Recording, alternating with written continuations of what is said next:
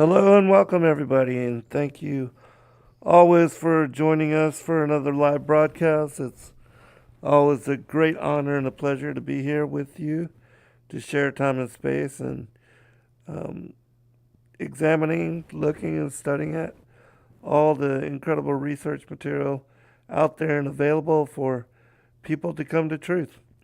I'm joined again this evening by my good friend Brett Thomas, who has written the whole series of different manuscripts on the Way of Cain and Mystery Babylon. And tonight we will continue with our introspection of his work and the release of his newest books. Lisa is with her friend Mel and helping her with her whole situation with the kidney transplant and everything. So we'll continue to pray for her um, and her health and well-being. But Brett, how are you doing, brother? I'm doing pretty good, my brother. How about yourself? I'm doing I'm all doing right. good. Doing good. Oh, Life good. is blessed. It is warm here, but I love it. I love the heat and love the spring and summer. We got some good rain, and that cooled it down some. But how are things up in Chicago? Oh, they are cooling down now again too. It's been hot, I guess, everywhere in the country, and finally it's been into the 70s and 80s, and it rained some today too. So it's starting, hopefully, a trend to cool down. Nice, nice. Yeah, we're supposed to get rain for the next few evenings, but it has been very, very warm in the 90s here. Yes. But I guess you guys get a really nice breeze off of the Great Lakes there, huh? Yeah, but I'm a little far out, far in the suburbs, so I would love to be that close to the lake, but it really doesn't affect us too much, the lake effect. No. Yeah, You yeah, still get the okay. still get just a regular warmth and just like anywhere else in Illinois pretty much, which is too bad. All right, on. Well, thank all of you in the chat too, and the moderators, Brick and Sherry and Donna and everybody, Tammy George. We greatly appreciate all of you as well. And if you would, brother, share your social media contacts where people go to find and support your work. And just if you would also mention the book that we're going to be reading and alluding to, and we'll get into it. Okay. Yeah, Zen and I, we've been working through my second volume, and it's called The Tower of Babel, Part One.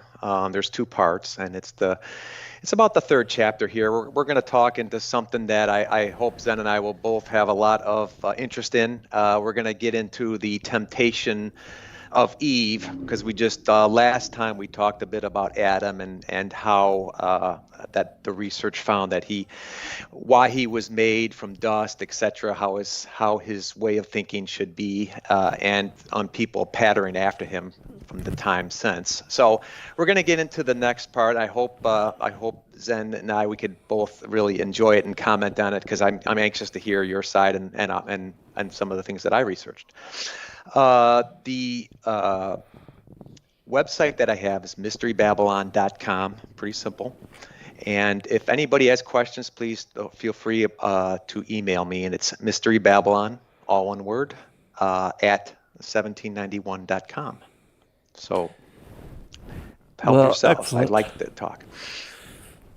Excellent. And I am looking forward to getting into and talking about your work. We are, of course, not aligned on everything, but there's a lot that we are in have been led in similar discernment upon. But of course, I've never met anybody that agrees with everything that I say.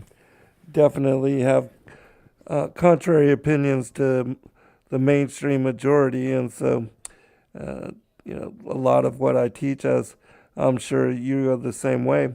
A lot of what you teach is very controversial, and people are hesitant to line up with a lot of the things that we talk about and share. But I do find that there is a great awakening among truth seekers, and that a Hmm. lot of them are starting to delve into, examine, and be led to the things that we have been speaking about, researching, and sharing for decades now. So that's a Right. positive, and it's nice to see.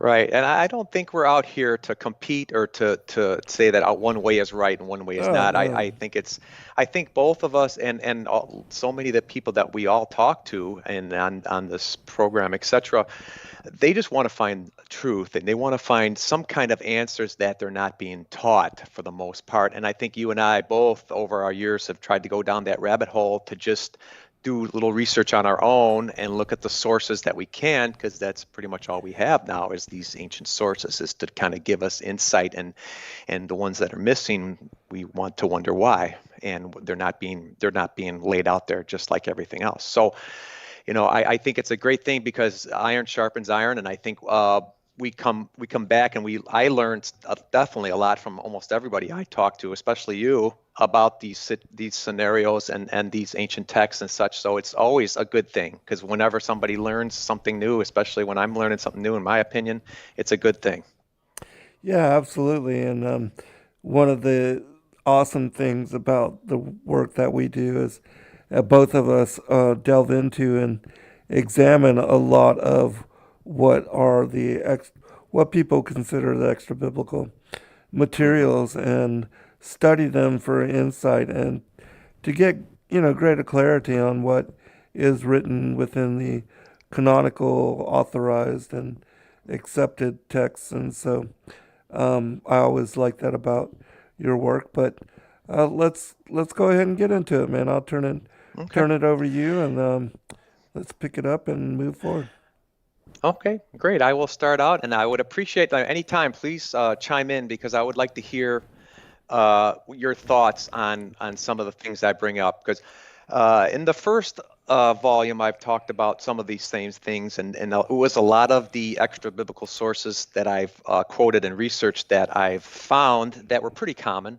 And but this second volume I went out to is this like the four corners of the earth in a sense, to search out everything I could possibly find, whether it be Islamic, whether it be early church fathers, whatever, even more contemporary midrashes, etc. I've looked everywhere I could to possibly get a hint to what the stories and the story might be, because we do get something in the Bible, and we do get what a lot of interpretations are, but that's why this book, the second volume, is here, is because it digs a little bit deeper into things that people might not have either read or pieced together, and that's what I tried to do here. So I appreciate you chiming in just to give me your thoughts on that, and maybe counter or contrast it with something that you found in another source. I think that'd be great. Yeah, All sure. right. Okay, so we talked about last time about Adam, like I was saying, and I think what the next step in the next part of the book will be getting into more of uh, the creation of Eve and how they would get along, and the temptation and what would start to go on at that part. And I think that's a pretty big interest to both you and I, is because we do get into the serpent seed beginnings, at the very beginnings there, and how that all could have possibly happened, which I think there was something to that. Yeah, absolutely. Now, And it's important go to for it. understand, the beginning to get an idea on how things wrap up and come together in the end as well. Right. So, Right. And oh yeah, good point. I wanted to say another thing is what I'm going to try to do in a lot of our conversations is try to link it to what we see going around us today, because again, that's all about the big parallel from then to now, as Jesus said, the days of Noah, even before. So I want to try to link things for what we get preached to and what we get taught today as possibly having origins all the way back to the garden. Now, I want to, as I speak, I'll run a few things by you if it's okay. And something that I did insert in the book, I didn't do too much, but I did talk a little bit about Adam, since he was alone before Eve came around. Um, the Lilith factor. I did talk about that a little bit, supposedly being Adam's consort at the time. Um, and I've even heard something in the research that said maybe Samael was supposed to be his wife or something. Did you hear about that? Because I'd just be curious to hear thoughts on Lilith. Yeah, actually, she's said to be the wife of Asmodeus, and Okay. that's in Yes. um, the I forget the different manuscripts, but yeah, and I personally don't believe that she was the first wife of Adam, simply because when you examine the manuscripts that they're citing, it speaks about Genesis 1:26 and 28, and that they say that because it says there that male and female created, them. Um, I don't believe that that was Adam and Eve, but the pre-Adamites who were created to inhabit and to multiply and to replenish the earth. But Mm-hmm. that passage is cited to be, well, this is Adam and Lilith. Um, but again, I think that the Adam from our modern ancestors, our forebear and patriarch of the Sethite line, that he Right. is cited in chapter 2 and verses 2:4 through 2:7, and that's a different creation. The Adam was created after the pre-Adamites.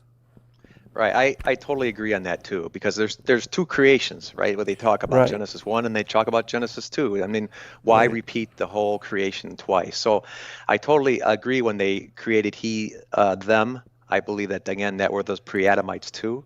I don't think it would be necessarily Adam and Lilith at that time. And Adam, I believe, did come around in the second chapter. But on the other end, it maybe the Bible never mentions it, but it's just interesting to contemplate if like her role, because it'll lead into some other thoughts that I'm coming later. Because obviously, if Lilith was let's just say she did not want to be under Adam. She didn't under Adam. Let's just say in a number of situations, she didn't want to be quote ruled by him or just be under his authority, whatever. So that's one reason why she took off and she fled to the wilderness or whatever. But it's interesting because she may have still had a fiery passion to her, just like those zealous angels too of the past, the flaming fire of passion that she might have collected, and Adam may have been more the humble and just wanted somebody to get along with. Okay, so that leads to just again, it doesn't necessarily mean that it actually happened, but it's just interesting just to think of the possibilities of maybe why God went off and created Eve out of Adam's own rib is because possibly, to get someone who might be that same humble of dust creation, just like Adam, so they can get along. Does that make sense, or is that something just to think yeah, about?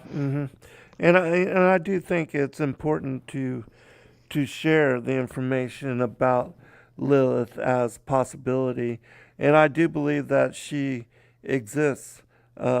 Just I don't ever think that she was created to be the wife of Adam, but she was a demoness, said to be a succubus, incubus type person, or you know spirit, and in the I believe it's the Testament of Solomon and the Zohar, where she Hmm. is said to be the wife of Asmodeus, and that she had many demonic children with him.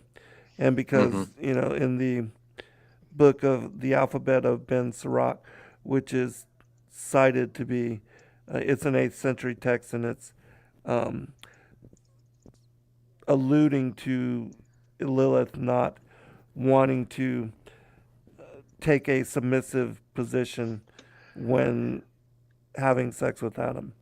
Which Right. again, Yeah. That's what. in Right. the first creation of Adam, they were created as couples, um, Genesis 1:26 through 28, and they were multiple races, and they were placed in different parts of the world to propagate and to multiply and to establish humanity again on the earth because it had been destroyed. That the war in heaven led to it becoming without form and void, or what was a deserted wasteland and an inextinguishable ruin. So, but Hmm. yeah, I think it's definitely important to mention her. I do cover it in two of my books, the Lucifer, Father of Cain, and also the Great Contest to the enmity between the seed lines. I go into a lot of information about Lilith there as Yeah. well. So My first book I got from you is that Lucifer, Father Cain. First one. It's a long time ago, yeah, a right? long time ago, right? um, yeah, it's one thing that's interesting to ponder, and again, it is what it is. Because when I try to work on these volumes, I try to make things logical and sensical, and make some things relate to others in the future that would happen later on, and just kind of make it all come together in certain ways. And even though Lilith might not be what we think, and I did hear as Monas, as you were said, and could it, and I also heard another source that would say that Samael was supposedly her husband. So just the thought to ponder. Imagine if God did take away her to be Adam's wife, and imagine if Adam, of course, they didn't get along and she ran off. Imagine the anger and the desire for revenge once Eve was created for Samael to just get back at him for that. Hmm. His wife was taken. So imagine his desire to beguile Eve in any way possible. That's something, again, it's just a thought, but it's an interesting thought, kind of maybe behind the scenes. Yeah, for sure. Okay. So I'll continue on. Like I said, I do get into other sources, like even some Saint Chrysostom, another early church father. It's interesting. One of the comments he made about this whole point in time. It says, "So from man's rib, God creates this rational being, and in His inventive wisdom, He makes it complete and perfect." It's interesting when he talks about rational being. It's almost like it could be something more like Adam, Eve, I'm talking about, someone that from the rib. In the book of Legends, I have another quote. It says, God made Eve from a rib, a part of the body which notably was the most modest and chaste. And that's an interesting thought. It's just like, okay, well, that makes sense. So, maybe Eve was to be that way. So that's another thing to me that comes together. It just makes sense that maybe that's why the whole rib thing, you know, Uh makes huh. sense. Yep. As we continue on, of course, I don't believe, and because Adam was human, I don't believe he was nothing but, serene and nothing but humble or anything. I'm sure he had passions, he had emotions, etc. But he just didn't. I don't believe he went overboard or used it for the wrong reasons. Unlike somebody with a fiery nature.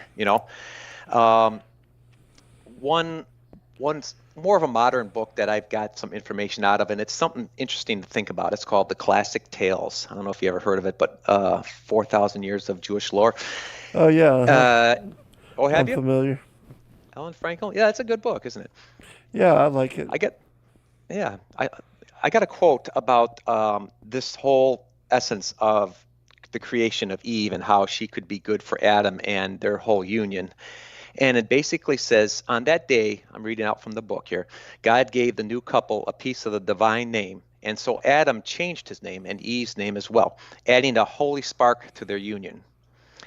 I guess that could have been the suffix on AI at the end, Chava, Adama. I don't know if that could have been what they meant, but God warned them that this gift might not be theirs forever.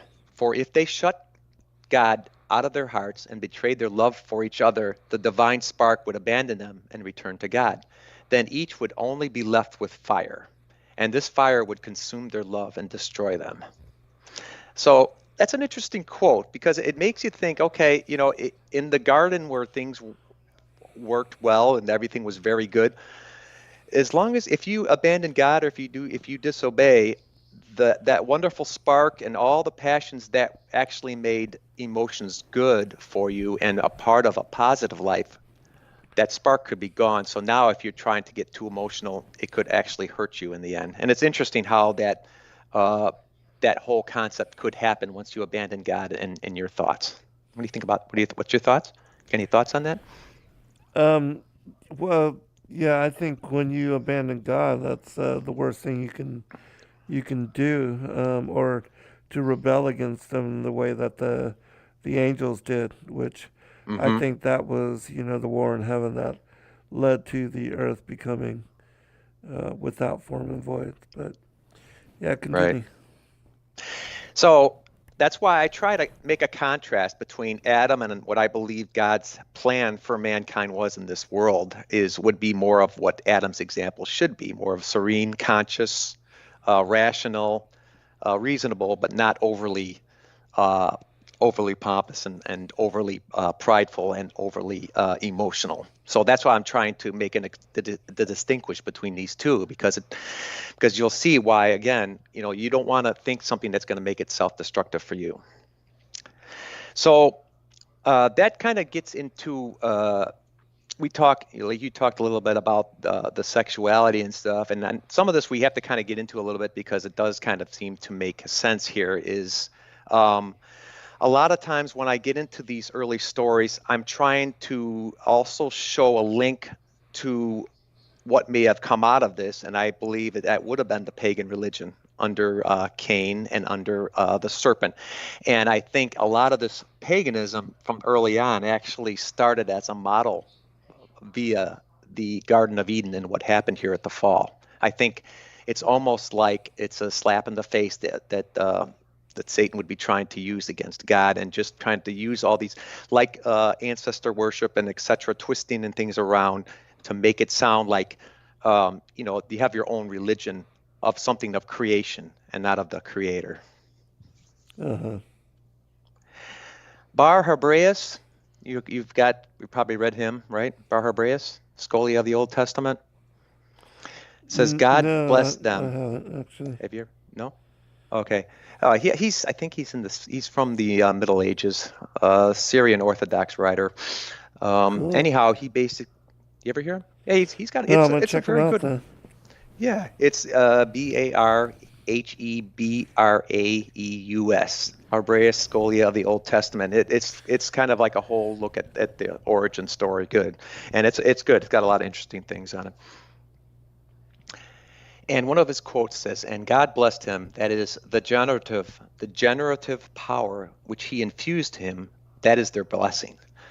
So, in other words, the reason I get into this is because I believe that before, when they were acting as husband and wife, and if they did any of the sexual deeds, any positive, any type of deeds, they were unafraid, they were unashamed, they didn't have nothing to really worry about, is because, again, of all the goodness that was going on in the garden. But after, then, when you got the pagan religion starting, that was one of the main elements of the religion. It's called the Great Rite, R-I-T-E. It's like the sexual act. So again, it's almost like a slap in the face if the serpent can say something like, "Hey, I tricked Eve. I tricked Eve into doing that, and she fell as a result of that." And now they turn it into a great rite of their religion. It just sounds totally something that would just upset God for the most part when they see people engaging in this. That makes sense? Or is that Uh-huh. something? Or no? Yeah. Okay. So I think that would be one reason why you would get so much negativity of even the experience day and all that. And when they did fall, that's why they were actually afraid. And because of and they had to cover those parts, is because they realized that now their divine spark, that spark, whatever that God had given them to actually, just do things without having to feel guilty and that type of thing, were gone. It's because of the whole fall. Yeah, I think the reason they covered their genitals is because they were introduced to sexuality, and that because before then it says that they were naked and not ashamed, But after they experienced this eating of the fruit from the tree of the knowledge of good and evil, which I believe, the serpent beguiling Eve was sexual in nature, which is why she wasn't a chaste virgin. That's why they covered their genitals, and that's why they felt embarrassment, because they had fallen into and been led astray, doing exactly what God had warned them to not do. Right. Yeah, there's new players in town. The new way to think and look at the world now that they have fallen is because now they're looking at things differently. I believe that now they had self-esteem and self-worth were coming into play now, and thoughts like that. I didn't think they had to worry about that or feel better about themselves or anything. They just lived before. So there's a lot of things that were changed as a result. Yeah, they took on mortal embodiment. Mm-hmm. In the day that you eat thereof, you shall die. Right. And would that meant that your just body starts to die, and it's not yet you're dying that day, but you're on your way, pretty much? Is that your interpretation on that one? Well, they lost Too? their bright nature. They were Yeah, yes. once immortal, angelic type beings, and once they ate from the fruit, and Eve was seduced and physically impregnated, morally and spiritually and sexually corrupted, that's when they were cast out. And God would not allow them to eat from the tree of life, because He did not want them to be permanently in a fallen state. And that would be the whole reason why they were banished to the earth, and why Christ promised Adam that after a certain period of time he would be born of their bloodline, take on mortal embodiment in order to rectify the fall and to restore them to their first estate. Right, right. And I think when some of those things you say about the seduction of Eve, it's in the Bible. When they talk about the word beguiled, that means wholly seduced. So it just, you're talking Bible. It's just not saying it exactly, but it is saying it in the words, right? Right. Okay, I agree. Now, to shift directions a little bit, it's not just all, pleasure, that type of thing in the garden. There was also things as far as keeping Adam and Eve and their minds healthy. They also had work. They had responsibilities. They had some roles to do in the garden, etc. So, and again, I think it's interesting because you see a lot of the things that God set up for them to do in the garden. It wasn't just to sit around and be idle. It was actually to do something and to keep some kind of schedule going. And it's good to see that today, is that when people actually, and I believe it, when they actually are working, it's a better feeling for themselves in their mind. Because if you see all these people being idle around today, getting handouts or whatever, I think it's pretty self-destructive. And it's just fun. It's funny and interesting to see how, again, the enemy tries to sow the opposite in us today and think that it's okay, like sitting around doing nothing. Okay, so idleness is, and again, you've heard the idle mind is the devil's workshop. We've heard that quote before. I think the Book of the Bee is one of the books that I have used in this section, and I think it basically said that God wanted Adam to till so that he might not be a lover of idleness. And St. Chrysostom, again, it says, to till the ground, to watch over it, lest he be unsettled by exceeding indulgences. So it's, again, I think these types are, a lot of them, they have to do with the mind, and they make sense because we see that today. I don't want to sit around and do nothing. And I don't want to take God's kindness and favor for granted either. St. Chrysostom also has another quote. It says, if after all Adam had been relieved of all need to work, he would have fallen a victim of great indulgence and at once slipped into sloth. Whereas, in fact, by performing such work that was painless and without difficulty, he was brought into a better frame of mind. So again, we talk about it's just important for me to just see that how the opposite is being preached today and saying, no, no, no, you don't have to, you have this, you're a victim of this, you have this issue, no, you don't have to work this. I think most people should at least try to work because it is important. And it was in garden, and it's important today. Yeah, I agree. Okay. Now, the time was coming because I think because Adam and Eve were doing their thing, but I think the time was coming for these angels to try to seduce Eve, okay, and Adam. Now, have you heard quotes about guarding the garden? Have you ever heard about that, or the garden actually being a walled garden? Yeah, I believe I've read that somewhere. Yeah. Do you think that could be the possibility of some kind? Well, I personally believe that paradise is above the vaulted dome, Oh, and yeah, yeah. Okay. that, yeah, so, and that they were banished here to the earth. So when they were in the garden, that was in the vaulted dome then? You said in the original Well, Garden of yeah, Eden? when they were originally in paradise. Oh, okay. Okay. Okay. Uh, some of the thoughts that I've taken on is that the serpent, obviously, because he was under Adam, and I believe that he was in the terrestrial realm, right, as an angel, but he actually was like Adam was the main manager of the garden, but the serpent also had like duties and stuff around the garden. Do you believe that the serpent was allowed, into certain areas of the garden and Samael wasn't? Because I think that was in let me think here. Was it Traditions of the Jews or Legends of the Jews? It was in Legends of the Jews. I think that volume it talked about one not being allowed and one being allowed in, and Samael speaking through the serpent. Does that sound like something you've talked about or have you read? Well, again, it's all depending on the account that you read. There are certain ones that speak about Samael, the viper of God, taking on the form of the serpent or possessing him in order to enter into the garden.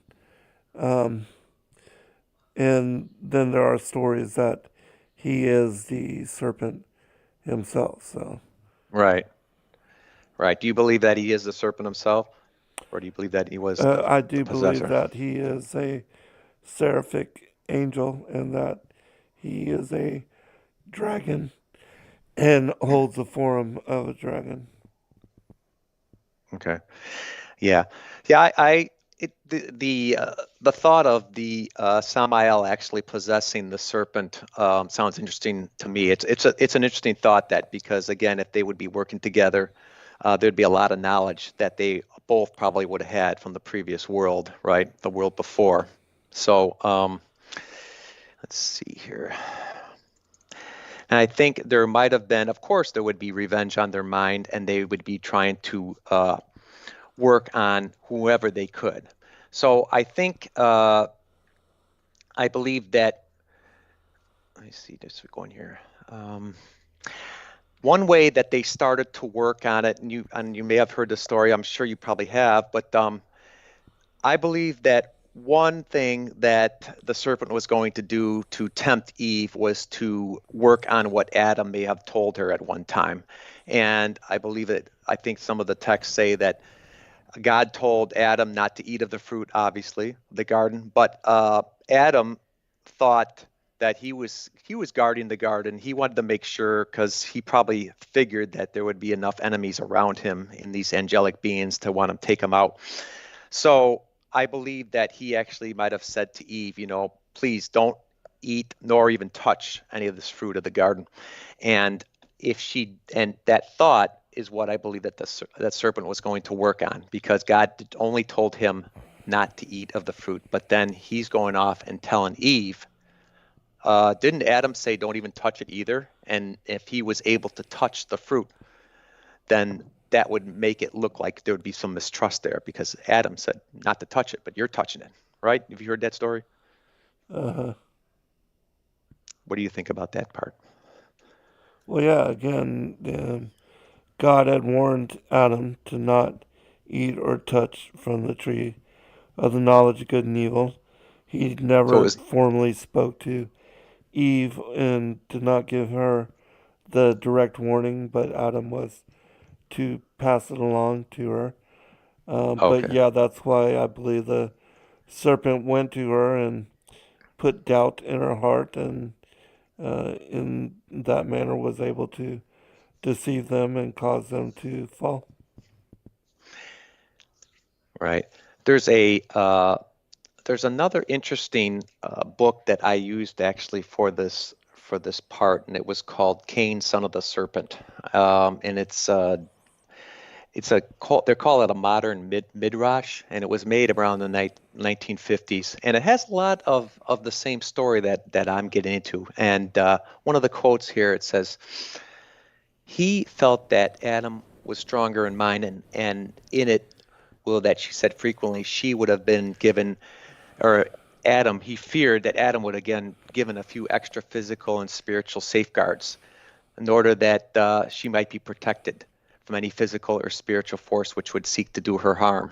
So he may have just tried to push, don't even get near it, etc., to say those things to Eve, so she would not even be tempted. But I think that's what the serpent worked on to actually seduce her. And also, this same author says it was because of his affection for Eve and because of his desire to do that which she thought was best for her welfare that Adam tried to improve upon the wisdom and will of God. So again, I don't think he should have put his 2 cents worth in, because if it could be twisted around, the evil one will do it.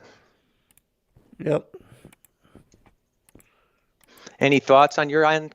Or any thoughts about what I was saying, so you can kind of give me your thoughts on everything.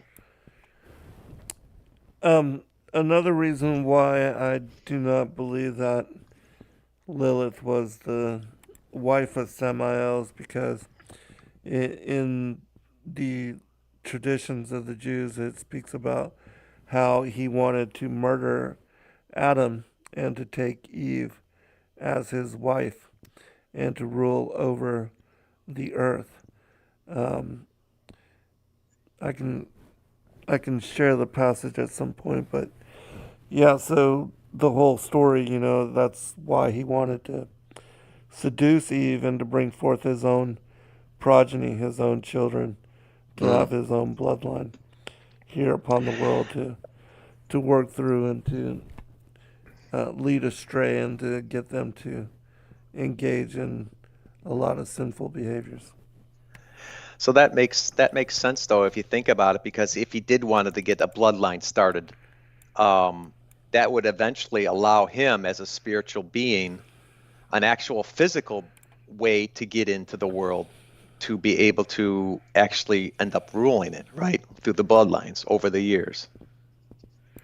Yeah, I'll read the passage. Okay. This is from Johann Eiseminger. It says, "And Adam knew his wife who had conceived by the angel Samael was pregnant, and bare Cain, whose resemblance was like the upper creatures and not like the lower.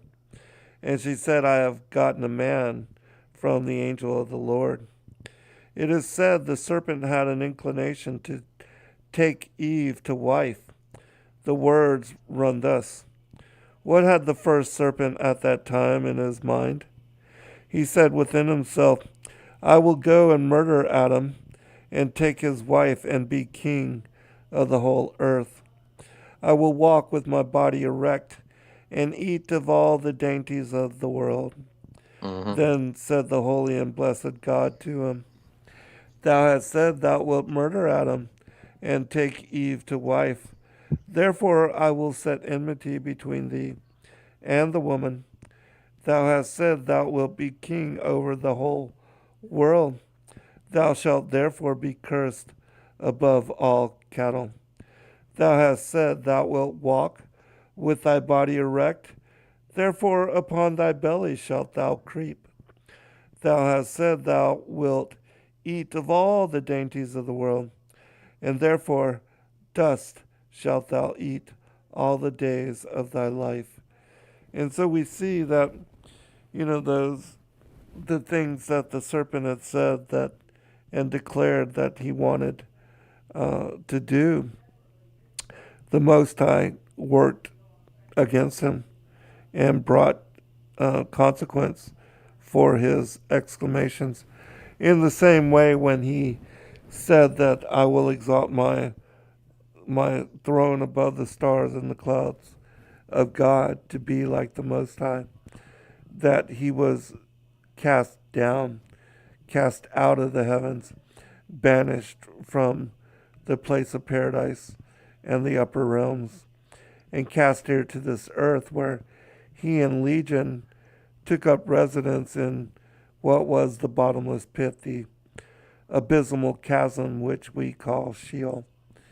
And that is why um, their dominion is hell. Now, is Legion, I know Legion are many, but would that be considered, or would there be one demon or would there be just considered an army? When you say Legion, or when we refer to Legion? The Legion is the army under Okay, Samael. gotcha. Yeah, that's quite a rendition. It really helps to elaborate. Angstmeyer, I have that book, right? Eisenhower. Tradition of the Jews. That's quite a book. All right, it came Yeah. out in like what, 1780 Yeah, the something. 1700s. Yeah, yeah. That has a lot of details that you don't find in other places. It's interesting book because it does that rendition is something, and it's interesting how God always gives him the opposite of what he thinks he's going to get, right? Right. He talks about getting the dainties and he's eating dust. Are those the Hebrewisms, or is that what you consider on those, like eating dust? Wouldn't that be something that's kind of like a figure of speech where, serpents don't eat dust, but in a way it would be more of just you be totally humiliated in the end? I think the dust is the physical bodies of which our flesh is made of and that they consume. That's why they are cannibals. And so Oh, that's my opinion that in their religion, they consume the flesh of humanity and also drink the blood. Um, and that's why it's all ritualized and made part of the worship that they do in serving the fallen angels. it's because do they think they're going to grasp like the essential parts of the person they eat, or is that, or what, when you talk about the dust and when they be made to dust, what do they think they're going to grasp on that when they do eat, when they practice cannibalism? Well, they're consuming the flesh of humanity because Oh, it's an abomination.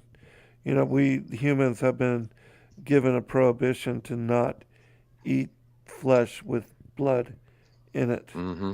And the reason being is because the giants and the fallen angels, they engage in such practice, and they have for a very long time. And even now, the elites of the world, they are involved in similar behavior. Mm-hmm. Yeah, yeah. That's part of one of the reasons why that God brought the flood, right? Yeah, Because of absolutely. all that going I on. also think that when you see people under demonic influence, that the demons engage in cannibalism, like a lot of serial killers are involved in the consumption of flesh or eating their victims, cannibalizing their bodies.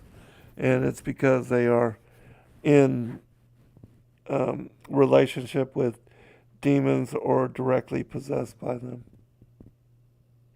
Yeah, yeah. It is, and you do see patterns. You do see patterns all over the world when they get into the curiosities about that, especially blood drinking, right? You hear vampires and all that. It's Right, it's it's pretty exactly. much all this. It's a formula, And right? also the werewolves, the lycanthropes, that they would Yeah. go out and they would consume people drink their blood, eat their flesh. But yes, vampires as well. Now, you think that lycanthropy, do you think that could be the just the manifestation of like a shaman or something, just being able to get powerful enough to be able to shapeshift, something up that line? I think it is also um, in a part of the black magic ritual of becoming possessed by demons. That Oh wow. yeah, that kind of shamanic transformation. It gives you the ability to take on other forms, but that the vampirism, the Walking Dead, that and also werewolves. Those are and historically have been manifestations of black magic and people's involvement in the occult. Yeah, and it's interesting that again, it's a pattern, you don't get any, you may get some power, etc., but you're not making yourself better. You're actually getting something. You're heading towards something more of the lower world, of the other side. It's not like you're actually improving your life. More blood you drink, the more you think you need, etc. It almost becomes like a drug, I'm sure. Yeah, Bill Schnublin, he talks about that, how he was involved in, the black magic. He was a warlock of very high degree, Wow. and he speaks about how he was just lusting after the blood, and that it was very difficult for him to not engage in the consumption of it, especially when the demonic forces were strong in his personality and leading Wow. him to want to engage in, the destruction of others so that he could gain access to that kind of, you know, the blood for consumption. So the blood probably keeps him more alive, probably. It is dragging him down. So he thinks in order to feel a little better, he needs to even get more blood or more of that. Like somebody wrote in there in the chat about beast, and I agree. It's just, it's turning you more beast-like. All these practices and thoughts are actually turning you to something lower than man, but you think that you're becoming higher, but it's quite the opposite in the end. I think also, demons feed off of the blood because it gives them a little high, much like Hmm. the adrenochrome. That the it's like it's a drug for them. Even the black magic rituals were with menstrual blood, and how that's considered to be unclean according to scripture, and yet these occultists are engaging in the consumption of it, and they call it starfire. And Oh, I've heard that. there's a reason and a purpose behind doing it. Um, but again, I think it's all demonic and occultic, and that it is to feed that aspect of these people's, the personalities that are within them. Because when when people engage in occult rituals and blood rituals and things of that nature, it is basically opening up the door for demonic influence, and it's an Hmm. invitation for Legion to take possession of a person's body. And I also think that the shapeshifters, those that are high level, um, the elitists that are in high level black magic, that are utilizing the lesser and greater keys of Solomon, that when they shift and when they try to retain human form, that they have to consume blood in order to do that. Otherwise, they will shapeshift into their the other aspect of themselves, which is reptilian in nature, seraphic or dragon-like. So fallen Nephilim possibly, or fallen. right? Yeah, Seraphim? yeah, Okay. and that's also why when you read the Emerald Tablets of Thoth, it speaks about when the blood is offered that these forces, these beings, this interdimensionality comes forth.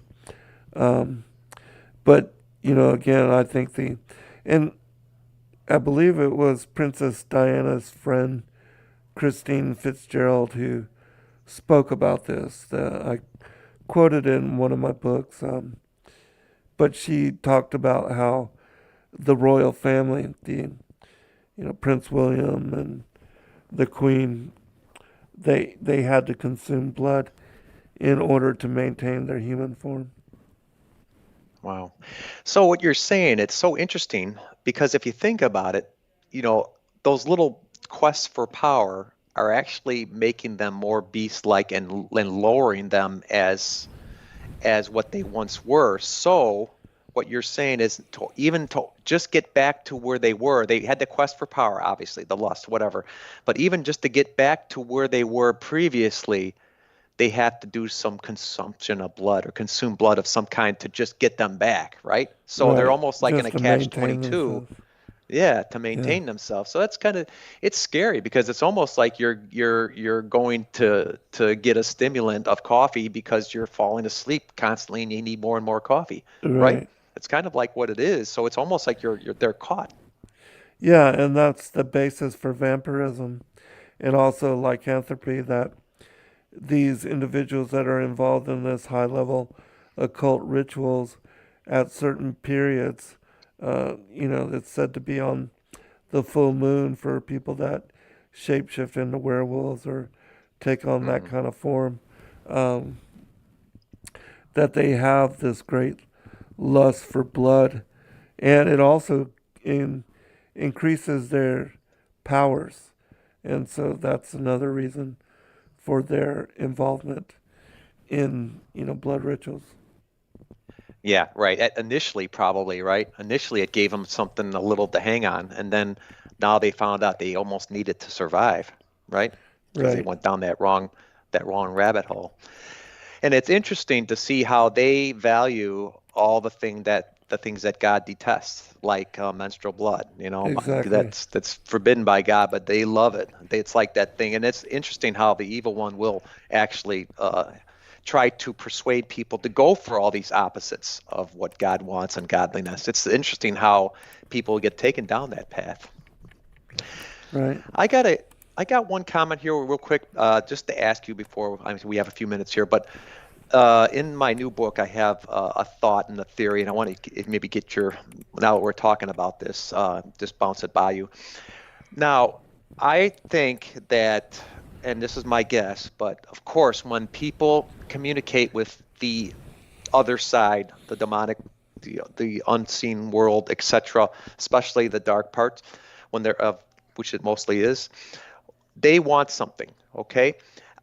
And people want something, obviously. They want power, they want something. But the other side, in like a fornication, they want something too out of the exchange, okay? Giving people knowledge, giving them some, allowing them to have a little bit of power, whatever. My thought and my conception is they're actually looking for any way, even infinitesimally, to get up out of the darkness or get up out of the world, the Sheol, the world below, if they could possibly even get up to this world just slightly. I'd like to have your thoughts on that because I think they trying to get something out of it too, and they probably like the rich man and Lazarus. They hate being in there so much that any little infinitesimal little bit of time out is worth it to them. Your thoughts on that? I think that they have to work through the body in order to engage in and to involve themselves, as interdimensional beings. They have to possess a body to gain access to the essential aspects of touch, feeling, sensation, especially sexual, and that the reason demons are seeking bodies to possess is so that they can then access the material world, being spiritual entities. and that when Mm. they are able to possess somebody, they are then able to encourage them or incite them into involving themselves in what is sinful practices, but is what is the norm for demons. Because demons want to murder people, they want people to hurt themselves, they want people to shed the blood of others, to cannibalize them, to drink their blood, to utilize adrenochrome, things like that. Um, and even though it sounds far fetched, it's actually biblical. There's a chapter in Micah, chapter 3. It says, "And I said, Hear, I pray you, O heads of Jacob, and ye princes of the house of Israel. Is it not for you to know judgment, who hate the good and love evil, who pluck off their skin from off them, and their flesh from off their bones, who also eat the flesh of my people, and flay their skin from off of them, and they break their bones and chop them in pieces as for the pot, and as flesh within the cauldron. Then shall they cry unto the Lord, but he will not hear them. He will even hide his face from them at that time, as they have behaved themselves ill in their doings." And so, we're shown that even the Israelites, the heads of Jacob, they fell astray and they involved themselves in this Baal worship. And the Baal worship, the pagan religions, they are deeply involved in blood rituals, blood sacrifice, the cannibalization of victims. Even, the Mayans, the Aztecs, cutting out the Mm-hmm. still beating hearts from people, tossing their bodies down the steps of these different pyramids. The people that were at the bottoms, they would gather them for consumption. They would chop them up, eat them, separate them, and share them amongst their followers. There's a manuscript which we have gone into and read. It's part of the Great Commission series, 1 and 2. It's the Mm. story of Andrew and Matthias, two of the apostles of Christ. They, in drawing straws, they were given the task of going to this place that was a stronghold for Satan. And it talks about the city of the man eaters.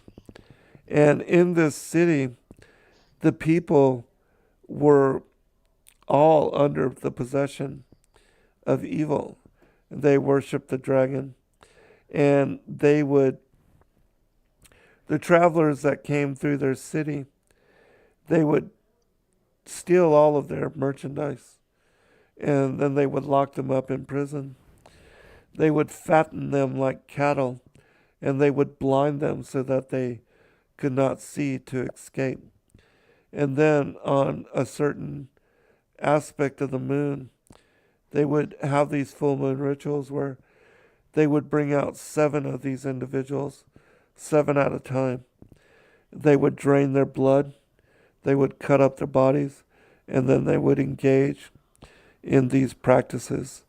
And so, without a doubt, the reason why God hates the pagan religions and people that involve themselves with legion is because they engage in such abomination. And that's Mm-hmm. why he warned his people to not take on the leaven of these people, of the Pharisees, of the giants, and of the fallen angels. That's interesting. Yeah, all of that's really interesting. That going back to what you were saying just a little bit ago about the demonic spirits being able to, their main goal is to possess, and that is a way in to the natural world, right? Is to actually get out of that world and come into someone, into a person. Absolutely. That's interesting, because that does make sense, and that would be a motive, right? For them to come into someone, to at least get out, to escape the darkness for a little while, and to basically almost take over that person. That's a lot of time it's their goal. Without a doubt. Wow. What you see also in for people that watch all these crime stories and about serial killers, which I don't know why they are glorified as much as they are, but certainly we see a lot of people interested in their stories. But you will see that a lot of them claim to hear voices, and that the Oh yeah. voices are telling them to hurt others, to eat, flesh, drink blood, and also to harm themselves. And this is all legion, and it's under the possession of demons that people engage in such practice. And it's so interesting also, I kind of like going off on this topic, but it's so interesting also to get a pattern that you see a lot of these, maybe call them disturbed, or someone who has this issue. So many of them report saying the same thing, is that they've heard voices. And, Right. if you think, okay, if you want to go straight psychology, where the voices come from? I mean, it's just almost like dreams. It's like nobody knows where they come from, but we know. It doesn't take, if you have a little belief in the spiritual world and in any type of, Christianity, etc., we know where they came from. But it's just amazing today. And again, it's always to be pushing the opposite onto everything. Evil is good, good is evil. So that's why I think probably you're talking about the glorification of all these serial killers, etc., is to get people on the bandwagon and get them interested, right? Yeah, absolutely. And um, all these horror movies and all these crime shows, they are all um, around serial killers and their behaviors and the things that they are involved in, and while they are under demonic influence. Hmm. Yeah, that's interesting. Okay. You want to go back to where we were? Do we have a 8 o'clock break, or do we continue? Nope, we're good. Oh, cool. Okay. All right. Speaking of possession, we'll go back to the conversation and actually what happened with Eve in the garden. Now, again, another thing that I see being promoted today, which is just so interesting because it could be an offshoot and a slap in the face of what happened in the garden, is as sources say that Adam loved Eve, loved her very much, and wanted the best for her. Okay, right? Now, if you think about it in today's world, what are one of the things that the secular world emphasizes so much? They talk about love, right? They talk about love. And again, it's almost like, love will find a way, all you need is love, etc. It's just, that's another thing that gets focused upon. And it's interesting how this love in the garden was twisted, and it didn't exactly work. And now it's being used for society and the pagan religion even. Okay. Now, wasn't Samael one of his meanings was the poison of God? Wasn't one of the meanings of that name? Yeah, Isn't Azazel also? Is that the strong one, or is that the poison of God? the viper of God is Samael. The viper of God. Right, right. So I believe a lot of that poison that they're actually talking about was probably in the rhetoric, in the talk of what's going on. And Saint Ambrose is one of the early church fathers. And one of the quotes that I have for this book on him, he says, "There are other servants of the devil who aim at poisoning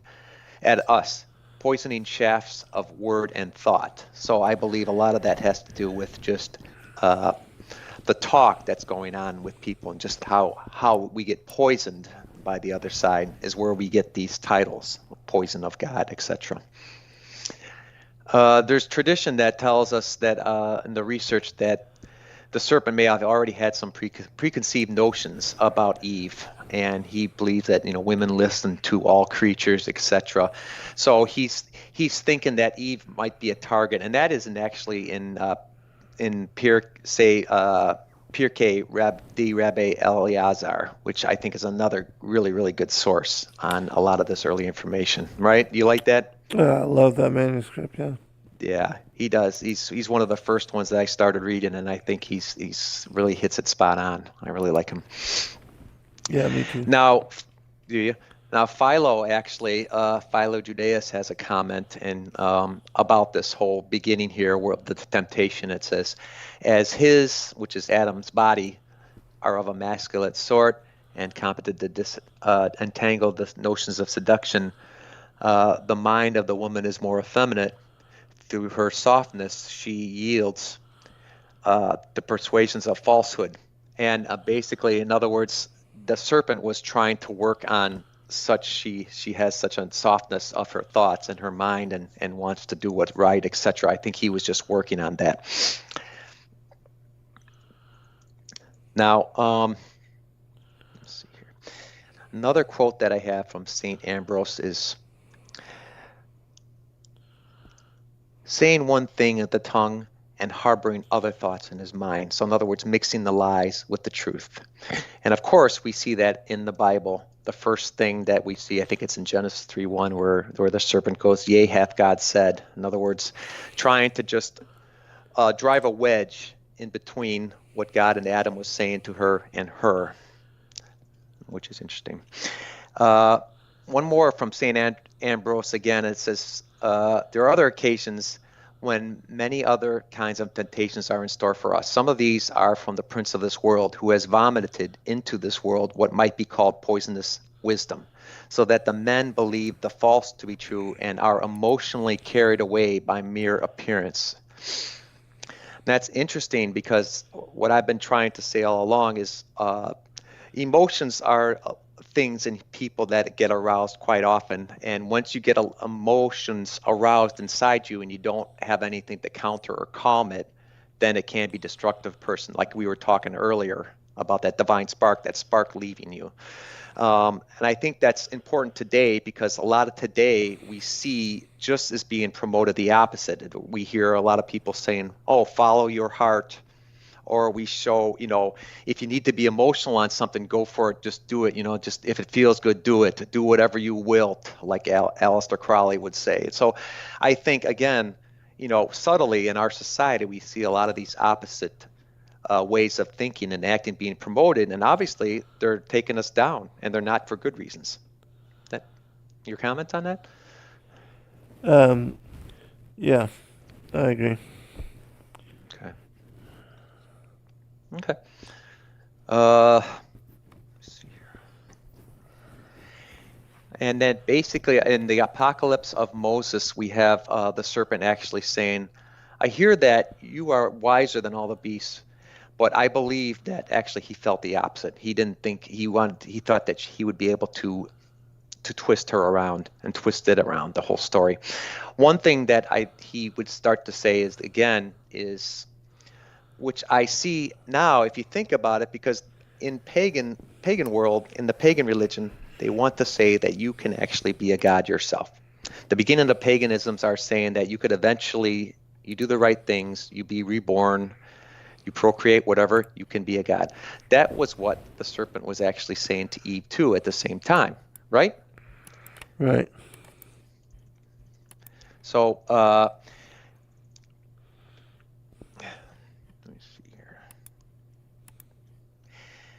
I believe that, Eve and Adam at least had a rudimentary knowledge of what was good and evil and what was profitable in their life. But I believe that self-esteem and self-worth was really not something that they even really had to think about until after the fall.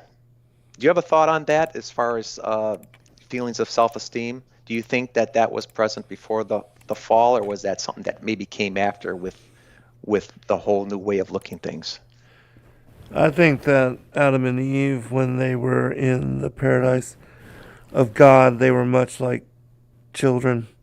They were innocent and naked and not ashamed. They did not know good or evil, had never been exposed to it.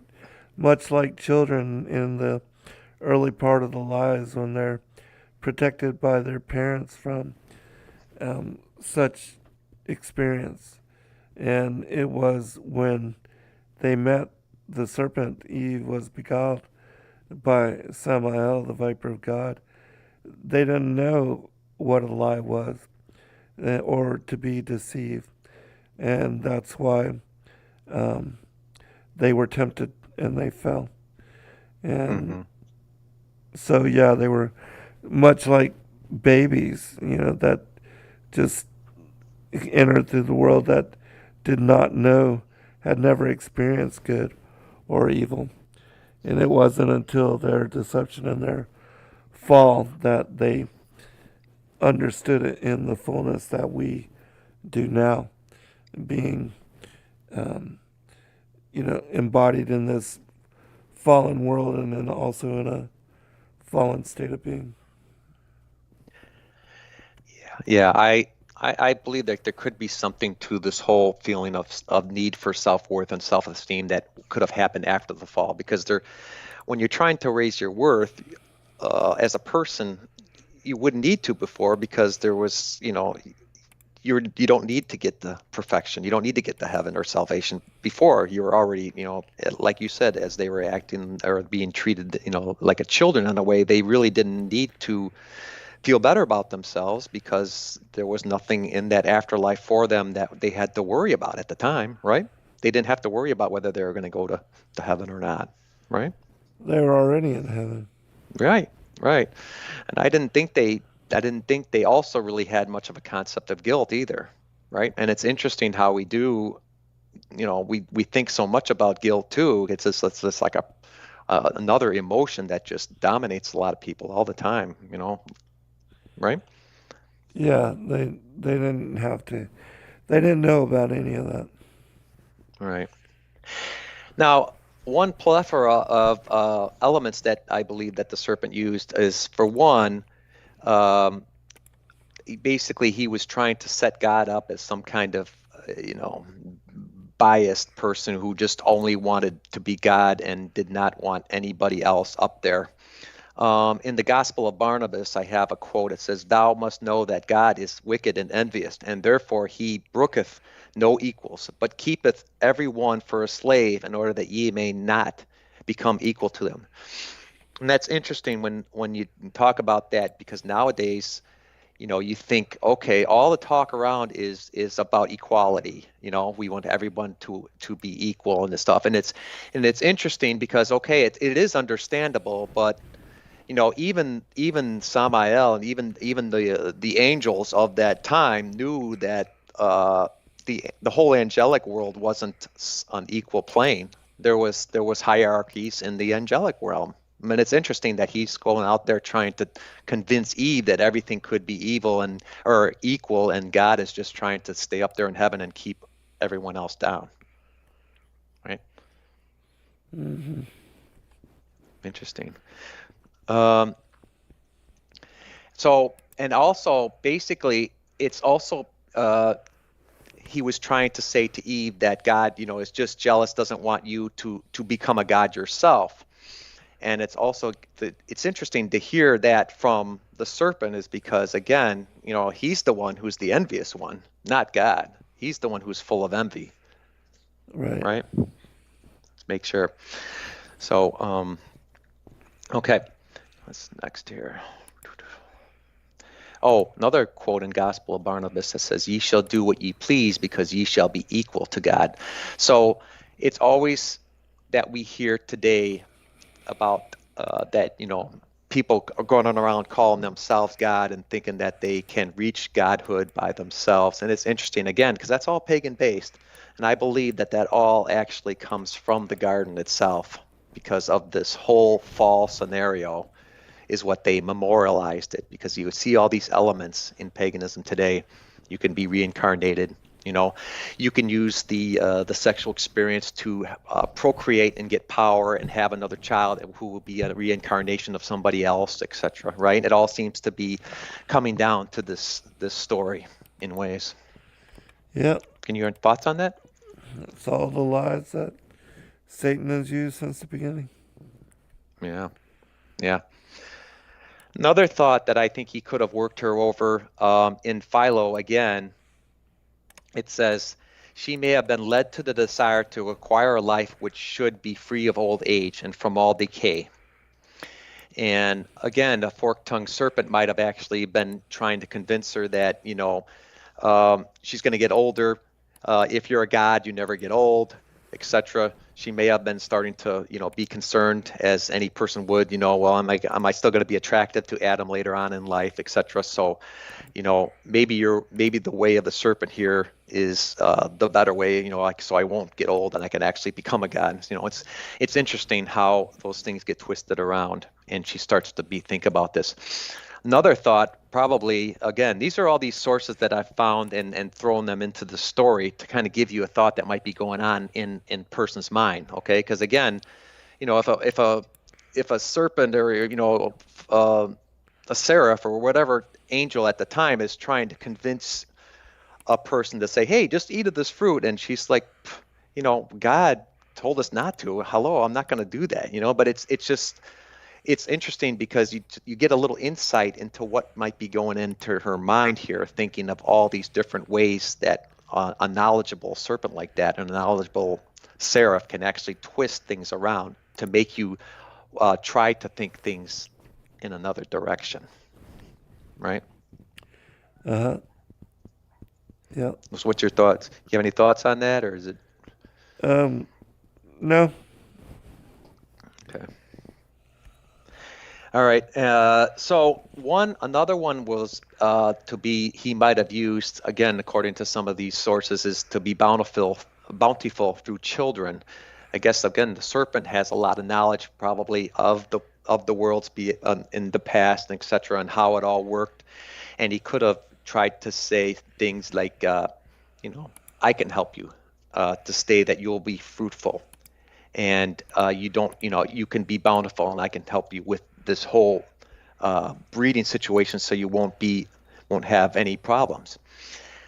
Because again, Saint Ephraim, the Syrian, that's another, again, the early church father. It says, here's another quote on this. It says, she hastened to eat before her husband that she might become head over her husband. Again, we're talking about her being a common to God, and God doesn't want to doesn't want you to be up to his level and this and that.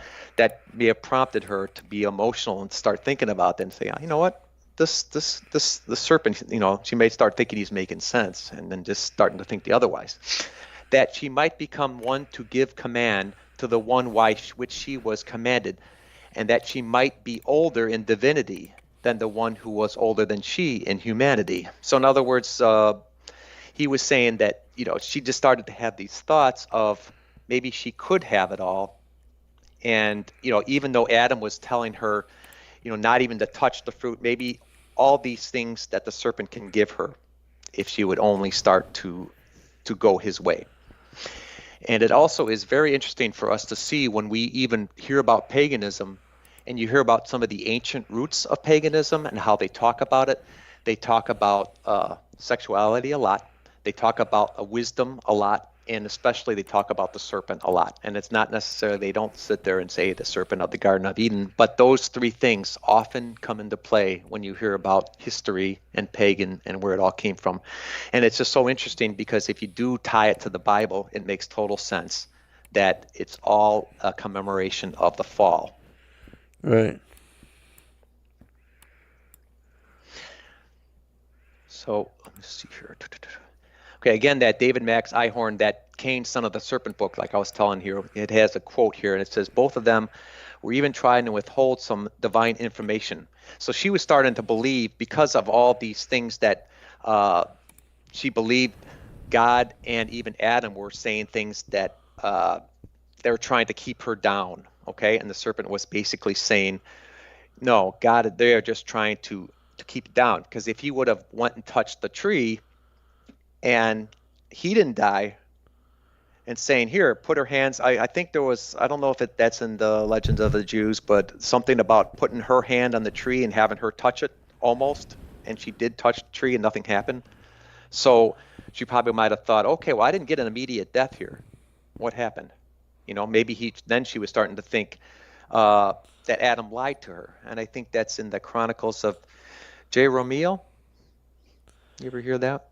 J. Romeo? Yeah. So basically, again, she was starting to be convinced that Adam was a dishonest person. And maybe even the serpent was the decent and honest person being around there. And that's why it would have sowed the seeds of cynicism at the time. Yeah, definitely made her doubt. Yeah. Okay. Well, how about giving me a little bit of your thoughts on these, if you could? I appreciate it. I don't want to be the one that's speaking too much. I run out of material. What's your thought? You have any thoughts on this, or any of your opinions? Different? Well, yeah, I do think that the serpent was trying to sow doubt into her mind and to get her to eat the fruit and also to give to Adam, because he knew that when they fell that they would be under his authority, and so that was the reason for the temptation. Yeah. Yeah. Makes total sense. You know what? You've heard of cynicism, right? You've heard of the cynics, like the ancient Greeks. I believe that that whole sect, that for the cynicism, and when it started back in ancient Greece, I believe that was also a pagan, a pagan symbol of Cain himself. Because you've heard the cynics were called the dog. They were associated with dogs, which is interesting because back in ancient Greece, again, ancient Greece was highly pagan, but Eve was starting to get cynic at the time, okay, obviously. And if Eve was Cain's mother and Cain was thinking those same ways, it does link the cynics with Cain, which in the volume I show how I can just link these cynics. And it does make a lot of sense because Cain, again, was a rebel against the way God wanted things, okay? And you hear the cynics, why they link it with a dog is very interesting, okay? It says there are reasons why cynics are so named. And I got this off of Wikipedia, but it's interesting. It's a quote from there. It says, first, because the indifference of their way of life, for they make a cult of indifference and, like dogs, eat and make love in public, go barefoot, and sleep in tubs and at crossroads. So in other words, doing things against the way God might have wanted them to do it. Back in the garden and during the time of Cain and Abel's sacrifice and those times. The dog is a shameless animal, and they make a cult of shamelessness, not as being beneath modesty, but as superior to it. So these cynics back in these early times of Greece and probably before, probably in Cain's day, and they believed that, again, their ways, just doing it their own way, thought that they were actually superior to what was being fed to them by God. It's interesting.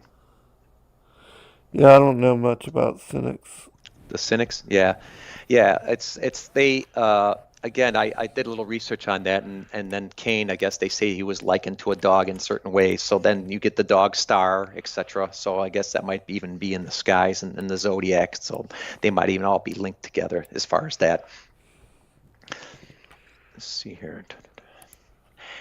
So now we get to the part where Cain, or the serpent, had to do a little more convincing to Eve, and I got a few, where she actually were consuming the poison of the serpent's tongue.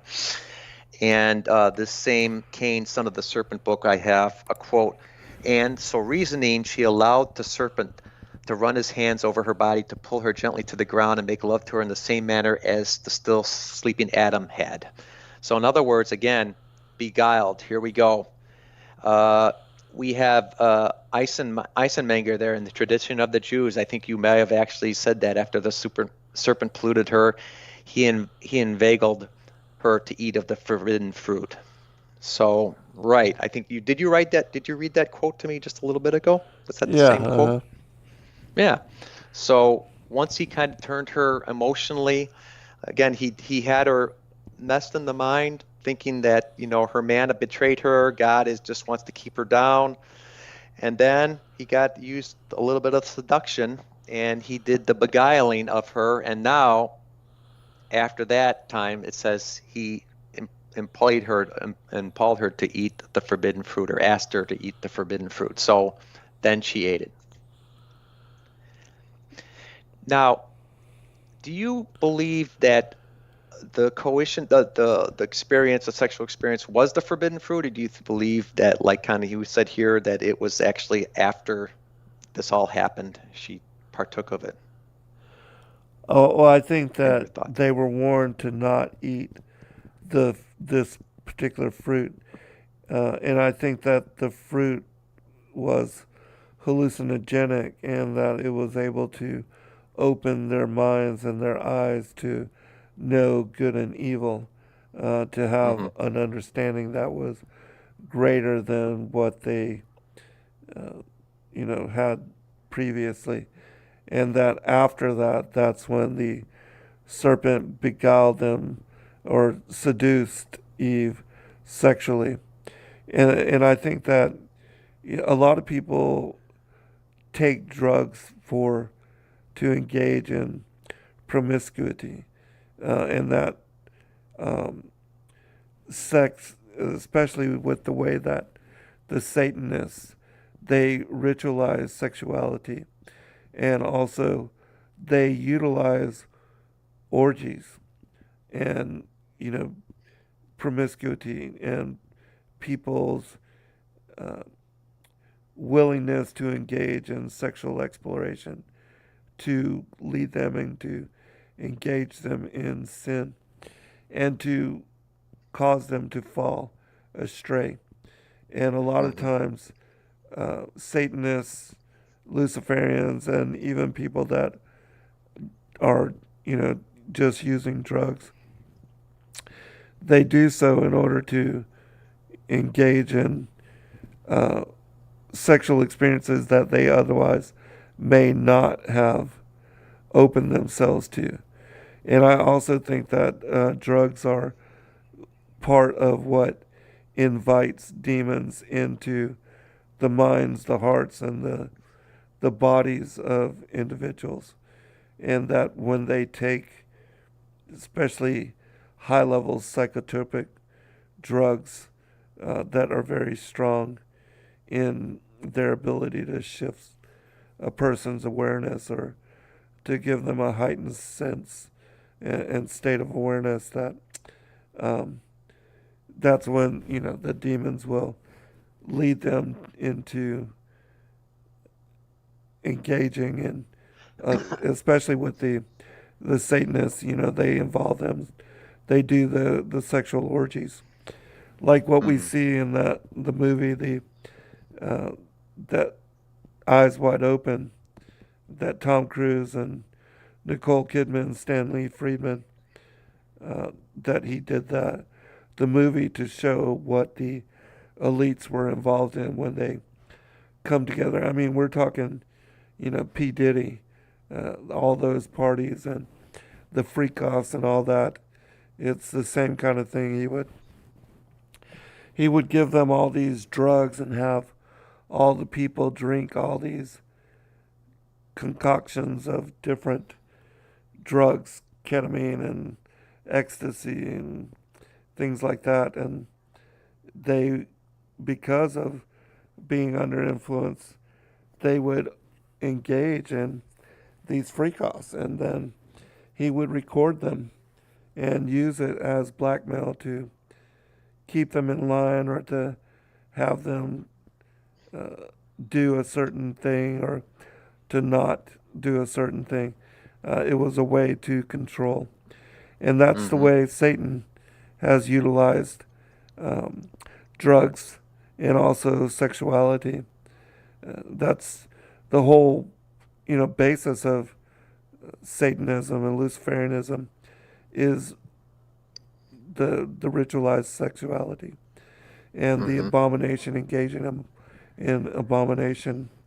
And that's why, the Most High promotes and teaches in Scripture that we are supposed to share that in sacredness with our significant other. Mm-hmm. Makes total sense. Make total sense. And the interesting thing that I see too, along with that, is, when you take drugs and drugs that are out there, they're out there to do one thing, and which is to reduce your consciousness and to reduce your awareness. Okay, right? And that's weakens your mind. And could the soul be somewhere in that whole scenario being reduced at the same time? Your conscious awareness, could that be something that have to do with your soul, maybe, or your spirit, something that is being destroyed? I don't think it reduces. I think it expands it. Expends it? I think it expands the senses.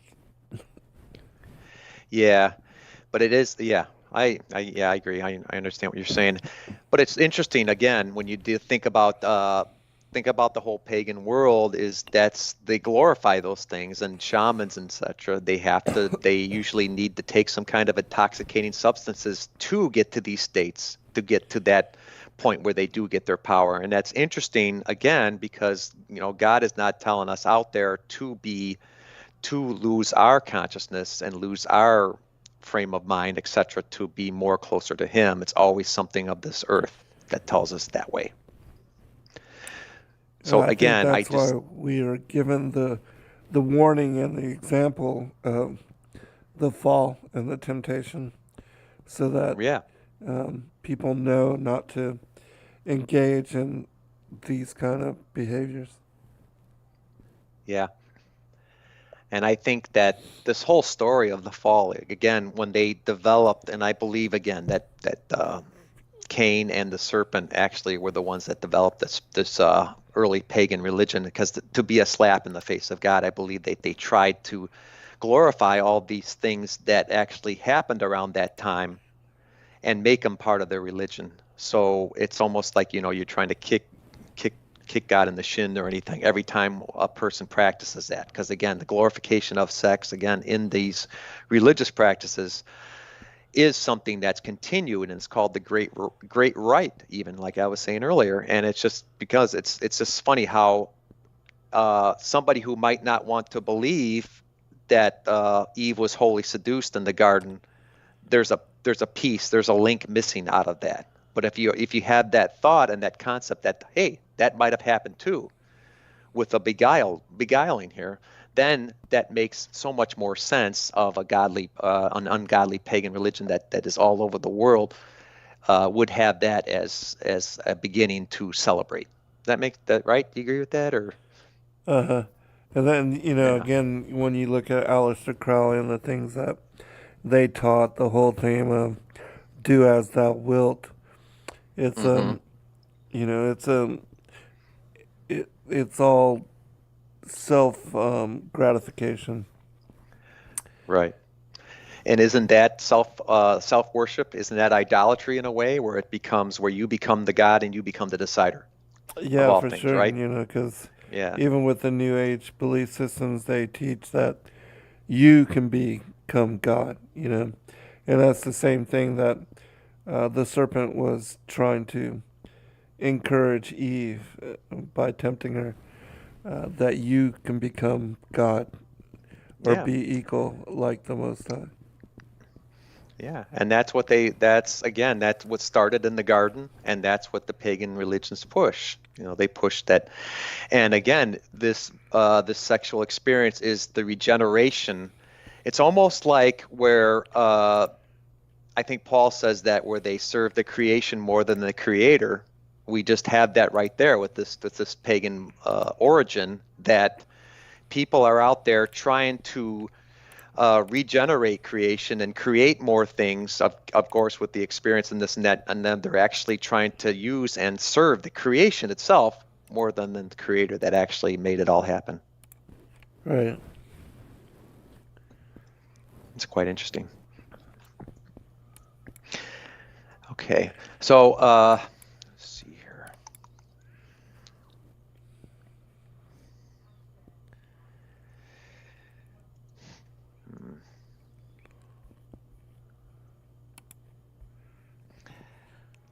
Now, I got a question for you. After the fall, the actual fall, do you believe that that image, when we talk about being made in the image of God, could that be actually that the Shanika, that shine, that angelic shine that they had? Is that the thing that the image could be that actually was lost at this time? I know it was lost, but do you believe that when we say that we were made in God's image, could that have been what they were talking about in the Bible when we say made in God's image?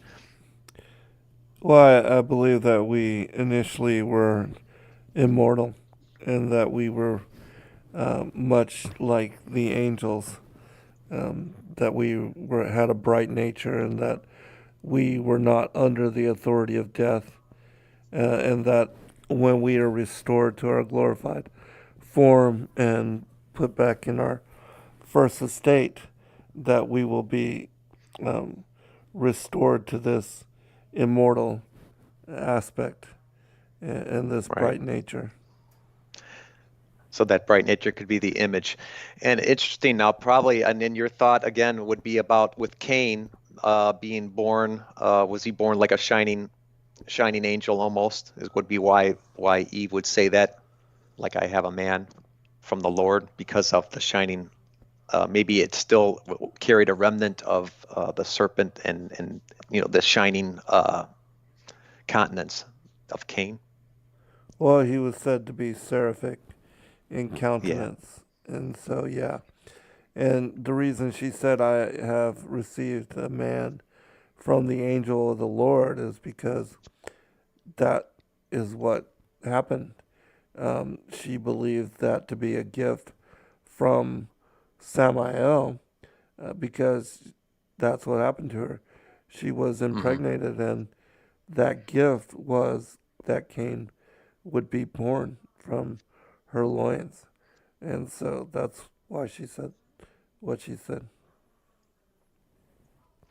That makes some, and that's another thing to kind of uh, to give us bolster evidence for our argument here about that is because why would she say that? Why would she say that she got a man from an angel of the Lord or the of the Lord? It if it was just Adam's child, Oh, yeah, exactly. When right? you understand the context of what really happened in the garden, then all of what we're talking about in Genesis chapter 3 makes complete sense. But if you don't understand and you don't accept the whole serpent seed reality, then you're going to miss out on so much that otherwise is clear. Yeah. It does. It does. That was one of the things over the years that I was when I was first started researching, I was missing because I would listen to radio shows and they would always down it. They would always just quickly go to this Sons of Seth theory, etc. And I would hear a little bit about the giants and etc. And they'd always down it and they'd always try to say, "Oh, no, that doesn't mean this." But it just that seemed to me a piece of a huge piece of the puzzle that was missing, right? Yeah, without a doubt. I got a question for you too, that because I'm getting near the end of what I was getting into. We can get a little more, but why do you think? Because I have some theories again with this new book that I have coming out, but why do you think around the third or fourth century, where a lot of church theologians, etc., starting to doubt even the existence of giants, etc.? Why the change there? I know with the establishment of the Catholic Church, etc., and Rome changing into a religious empire, do you think there's some other deeper reasons in that time? I'd just be curious because that's the one I'm working on right now. Well, I think that the elites were trying to hide the reality of the presence of giants in the world, and that the fallen angels had parented them, because it gives the Bible veracity and authenticates the Word of God as the inerrant, prophetic Word of the Most High God. And so that's why even today the Smithsonian is hiding and still hiding and has been hiding the presence of the giants in the world. All the skeletons that are found all over the world, even in this day and age. All the Hmm. cyclopean megalithic structures that can't be explained how they were constructed.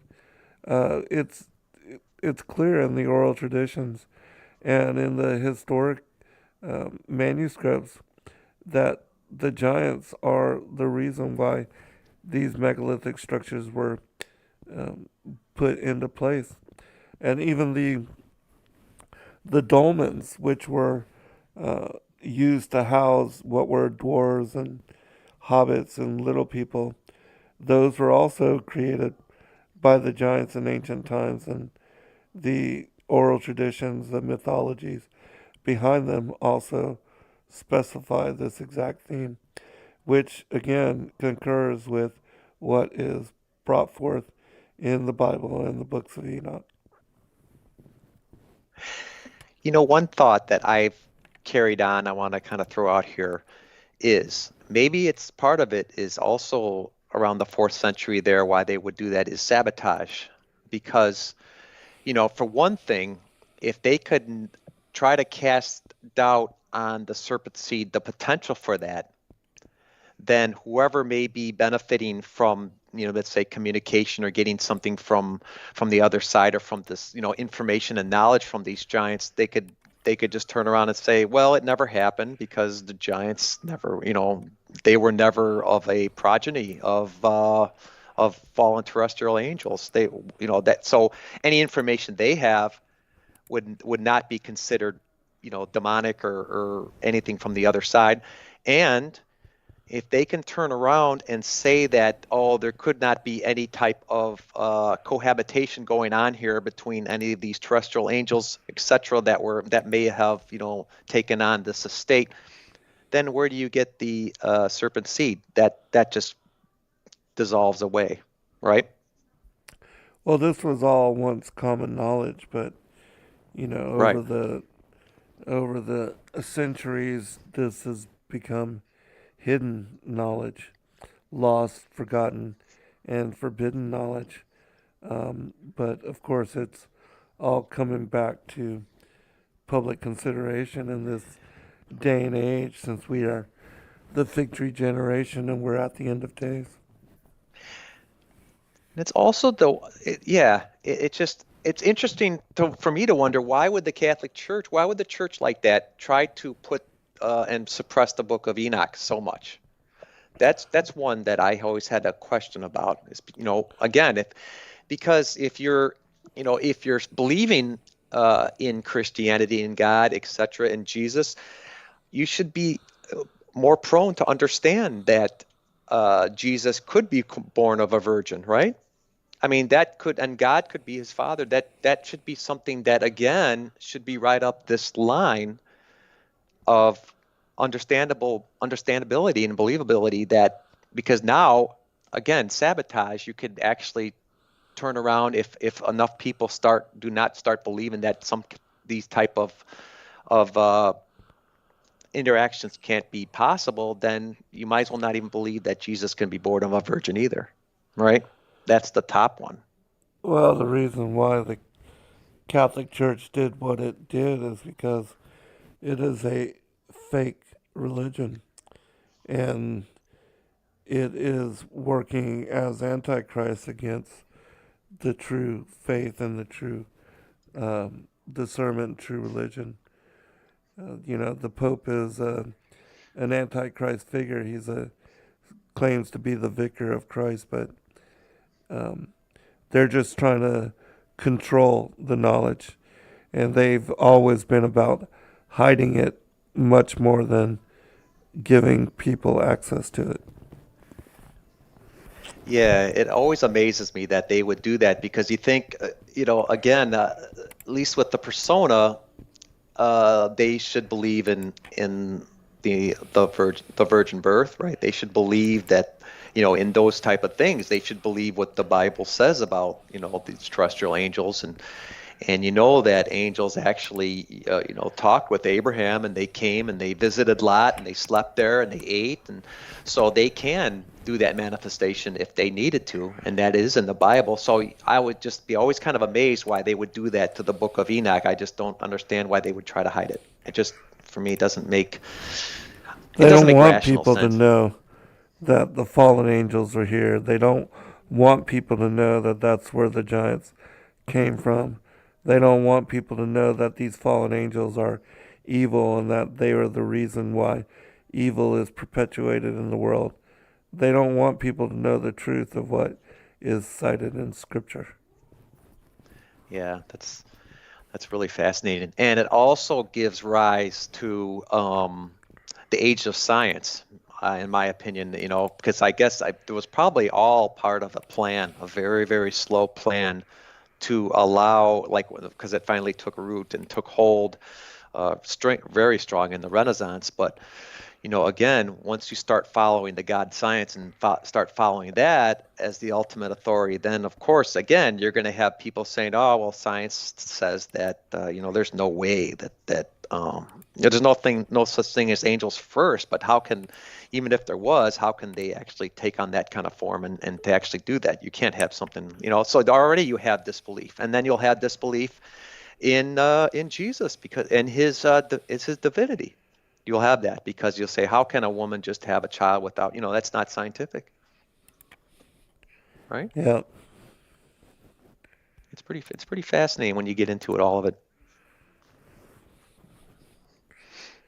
it is indeed. Another, just going in a little bit farther, which is a couple interesting thoughts. Maybe you can give me your thought about it. Let's see here. And this is what we talked about, menstrual blood. Remember, we talked about that a little earlier. In the Legends of the Jews, which is just an interesting, again, when I do write and when I try to put things together, I try to put them together where one thing could give us an answer about another thing. And in the Legends of the Jews, it says menstruation came to Eve with the enjoyment of the fruit. So you think about that. Okay, that's interesting because again, maybe she never had menstruation before, but maybe until after the fall. But of course, there's another tradition that I've read, and it says, in one tradition, when Eve cut off a piece of the tree and bit the fruit, then in a way, the tree bled. Now, and again, in a symbolic sort of way, could this have been significant of the terrible changes that were now about to be unleashed? Maybe God, in certain terms, wanted to let Eve know that she would soon bleed, in a remembrance of how she caused the forbidden tree to bleed. Interesting. And that comes actually, a thought of that comes from Tabari, which is Al-Tabari, which is he's a Islamic historian. He's got a lot of interesting stuff. But what do you think about that? It's something to ponder. I've never read that, but again, it's my opinion that they were placed under the authority of death when they ate from the tree of the knowledge of good and evil, and that this tree, this fruit, which was like a cluster of grapes, it was Mm-hmm. psychedelic in its capacity, and it opened their eyes, and then they were placed under the authority of death, which means that they lost their bright nature and they assumed bodies of flesh, and that's when their genitals appeared, and that's when the serpent beguiled Eve, impregnated her with Cain, and then Adam eating also of the fruit, meaning that he uh, followed in what he had seen the serpent doing with Eve. He also repeated the act, ate of the fruit himself, and that's how she was impregnated with Abel. And so the two sons that were born from these fraternal fathers, they were, it's heteropaternal superfecundation, and meaning that she had two children from two different fathers, and they were fraternal twins. Now, It's always interesting to hear, all these thoughts on this. I got a question for you. Why do you think Adam, or what was behind Adam's desire to take the fruit at that time? Because of did he see? Do you, in your opinion, again, do you think he saw Eve in a fallen state at that time? And what do you think motivated him to do the same and to? Compassion. Compassion for his spouse, and he did not want her to fall without him and to be separate from her. Interesting. Yeah. Wow. That's something. It's kind of a frightening way to think about it, though, because again, and I totally believe and I totally agree with you on that one, but it's kind of frightening to think about it that God gave him a directive and just, one simple rule, but he chose to go down the dark side because of love and compassion, right? Exactly. And Yes. and it's just it's something to think about because again, we see that in the way our society is today. As I mentioned a little earlier, it's all about love, right? And again, I believe it's another attempt at the evil one to slap God in the face and say, hey, look at everybody else believes in love, and that's what Adam believed in. Look, when he fell, haha, it's almost like an apostasy, it's sacrilege. It's just amazing to see that still going on today. And people, it's almost like when people say, follow your heart. Okay, I hear that again. What do you think? Okay, there's nothing wrong with having some contemplations, quiet contemplations at home, and maybe asking God, for the still small voice, etc., what His Holy Spirit would do to help you. There's nothing wrong with that. But with the pagans, how they would say it in the secular society, etc., what we hear today is follow your heart. And it's interesting because that's, again, it's quite opposite of what the Bible would say. The Bible would say your heart is desperately wicked. Right. And I believe that, your heart is probably maybe closer to your subconscious, as you were mentioning earlier, which is interesting because, I believe that they try to wear down your conscious. When you get demons and etc. to get that possession going, they try to get you to take the drugs, which you will have less of a conscious, which make it easier for them to move in. And again, thinking with your heart, trying to follow your heart, etc., is not thinking in your consciousness, not thinking rationally, and those things that provide a barrier to their entrance. Right. What do you think about that? Yeah, I agree. Yeah, that's quite interesting.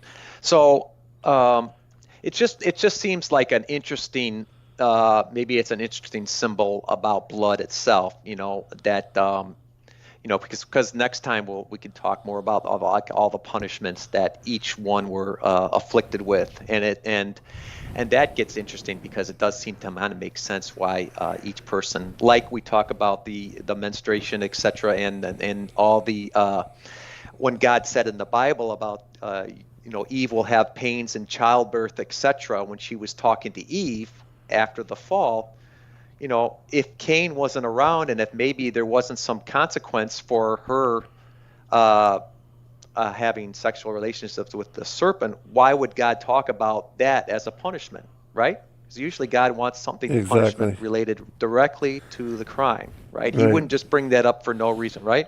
Right. And you see Yeah. in the text also before the fall that Adam says of Eve that she is bone of my bone and flesh of my flesh. There's no mention of the blood. It isn't until they are under the authority of death that they take on mortal embodiment that the blood is within them, because the blood carries the life force of the Spirit, the Holy Spirit within us.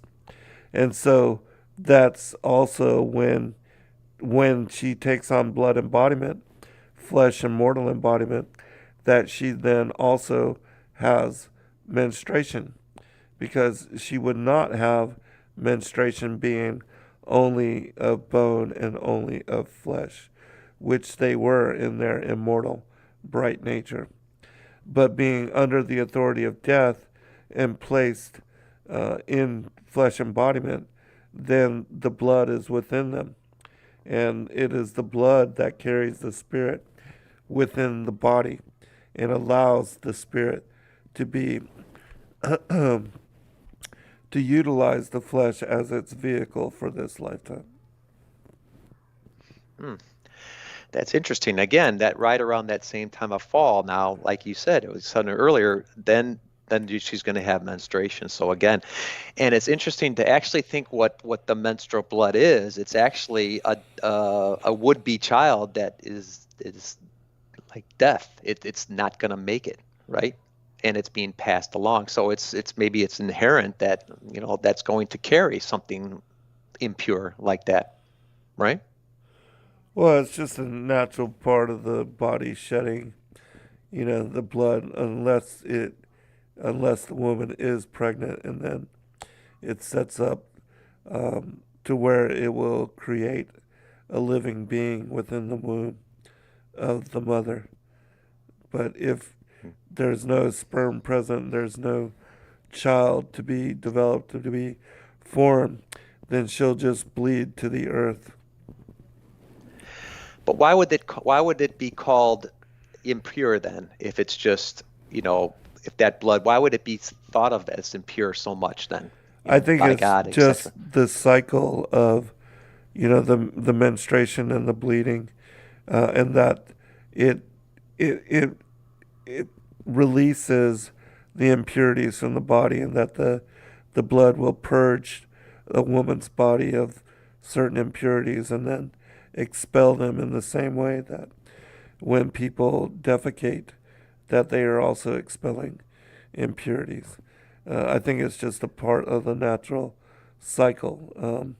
Not that it's, well, of course, that we're told to, and the native people, when women were undergoing their menstruation, their cycle, they would be separate and they would be only with the women, and so that's it. They're just giving them the space and letting them honor the cycle of what they're going through, and then after they're done, and then they can come back into the fold of engaging with all of the rest of the community. Yeah, that is interesting what you were saying about carrying on the some bad elements of the person's body that they have to get out, right? That could be why it gets that way. Yep. There's a quick question that says, can you guesstimate how long they were in the garden or their age before they left the garden? Well, it depends on the story. In certain stories, it says that they were only there for 9 hours. They were only in the garden paradise for 9 hours. In the book of Jubilees, it says that they were there for 7 years. So it depends on what story you read. Interesting that 9 hours. Could that be, wasn't Jesus on the cross for 9 hours, supposedly? I believe so. So again, that's I always try to look for links like that. So maybe that could be a reason why Jesus had to be on the cross for 9 hours to make up and to pay the price for their sin for being in there, and they were there approximately 9 hours too. Could very well be. That's interesting. One last question, then. Could you just give me this your thought again? Why you said she shall be flesh of my flesh and but not blood of my blood? What is because if Eve was brought out of Adam like that, why did you think that the blood would not be the same? Because Well, the blood just was because it not wasn't said present that.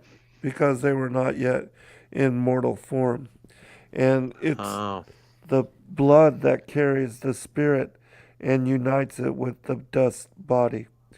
And because they were immortal in aspect at that time, they did not have blood within their bodies. interesting. So after the fall, then they started having blood, so that way, if they had a Yes, spirit that needed to be saved, that would travel in the blood, right? that's The blood is correct. the life. Wow, that's fascinating. That's a good thought. I didn't think of that one. I like it. Yep. All right, brother, we are at the end. So, final comment, and then we'll close it up. I think it was good. I think it was good talk. Did you like it? I think we did okay. It was a lot of interesting thoughts, so we can bounce back off each other. Yeah, it was a very interesting show. I hope that everybody enjoyed it, and thank you everybody for joining us, and to all the moderators. And please do remember to like and subscribe. Hopefully, we can get over this 45,000 subscriber mark, which we've been at this number for, it seems like 7, 8 years now. Of course, YouTube skewed our numbers and keeping us suppressed, but maybe we can break on through with your help. So please do like and subscribe. And we will see everybody on Saturday. Be blessed. All right, be blessed. Thank you. Thank you, Zen. Great talking to you again. Thank you, Good everybody. talking to you too, brother. Be All blessed. Good right, night, bye-bye. all.